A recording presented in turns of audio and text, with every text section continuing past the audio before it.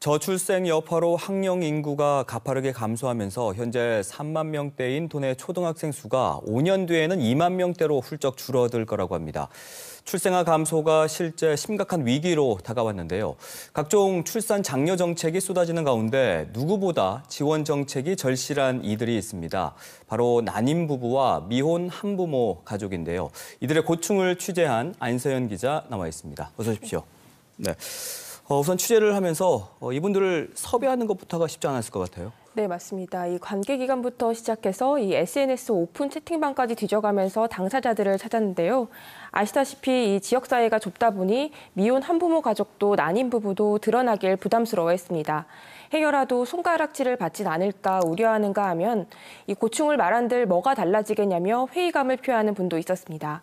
그런데 이들 가운데서도 용기를 내준 분들이 있었는데요. 지금 당장 체감할 수는 없더라도 훗날 자신과 같은 상황인 이들에게 조금이나마 보탬이 되길 바랬습니다.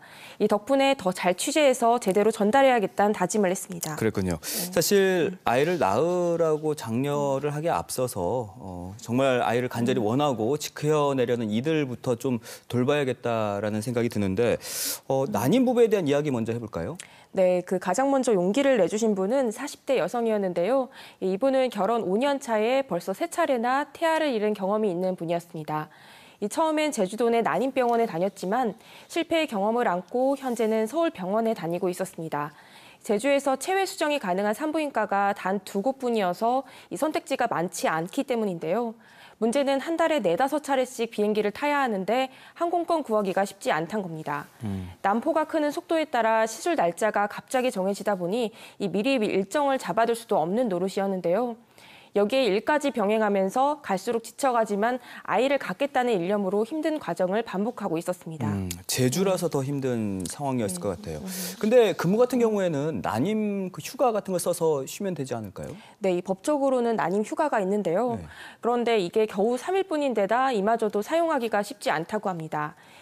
인터뷰에 응해준 한 30대 남성은 시험관 시술 과정에서 난임 휴가를 써보려 했지만 이 회사 측이 난색을 보였다고 하는데요.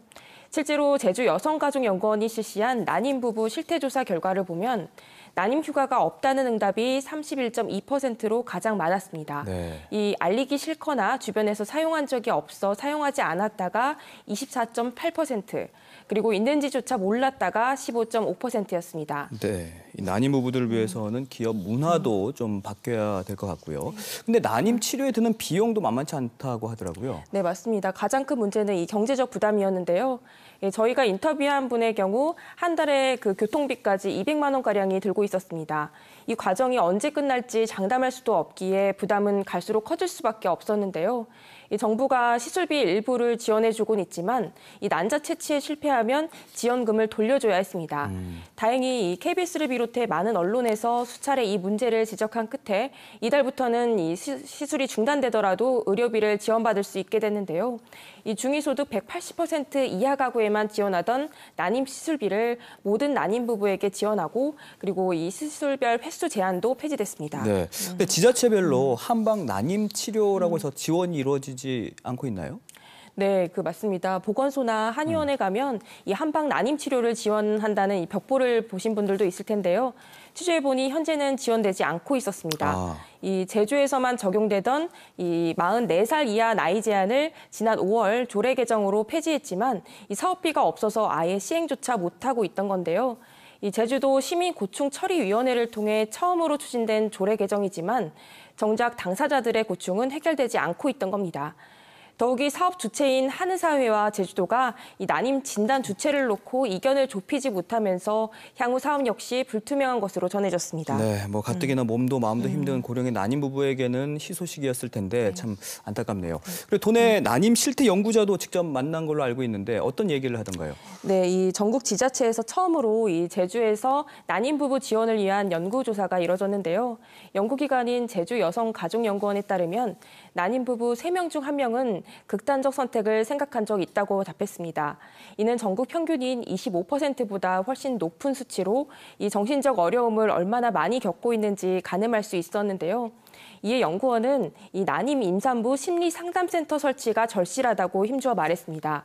이미 수도권을 비롯해 대구, 전남, 경북 등 다른 지자체에서는 설치가 돼 있었는데요. 네. 제주도는 내년 설치를 목표로 노력하고 있다고 밝혔습니다.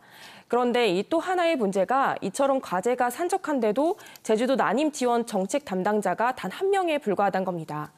이마저도 암과 감염병 등을 총괄하는 질병대응팀이 맡고 있어 이 출산 장려 정책과는 거리가 멀다는 지적도 있었습니다. 네, 그럼 이번에는 미혼 한부모 가족에 대한 이야기를 해보겠습니다. 도내에도 미혼 한부모가 많이 있나요? 네, 그렇습니다. 이 제주도에 관련 통계를 문의했더니 이 한부모 가족 전체를 집계할 뿐 이 미혼 한부모는 따로 집계하지 않고 있었는데요. 그래서 이 통계청이 실시한 인구 조사를 살펴봤습니다. 이 제주에서 홀로 자녀를 키우는 미혼모는 401명, 미혼부는 104명으로 확인되는데요. 이 40대가 가장 많고 10대는 5명 미만이었습니다. 10대의 경우 아이를 포기하거나 미혼 한부모인 사실을 숨기는 경우가 많아 그 수는 더 많을 것으로 보입니다. 이 지난해 비혼 관계에서 태어난 출생아가 94명으로 100명에 육박했는데요. 하지만 제주도는 정확한 실태 파악도 하지 않고 있다 보니 당연히 이들을 위한 지원 정책은 수립되지 않고 있었습니다. 그래도 한부모 가정을 위해서 지원금이 저는 있는 걸로 알고 있거든요. 이게 도움이 되지 않고 있나요? 네, 정부는 이 한부모 가정을 위한 양육비 등을 지원하고 있는데요.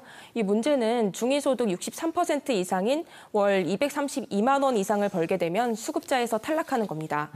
물론 안정적인 경제활동을 하면 지원을 끊는 게 맞겠지만 당사자들 얘기를 들어보면 그리 안정적인 상황도 아닙니다.